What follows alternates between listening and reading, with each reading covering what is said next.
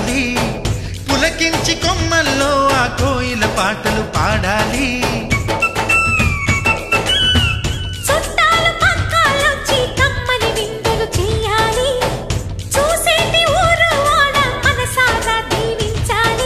నలుగురు కలిసి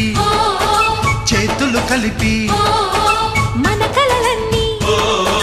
పండించాలి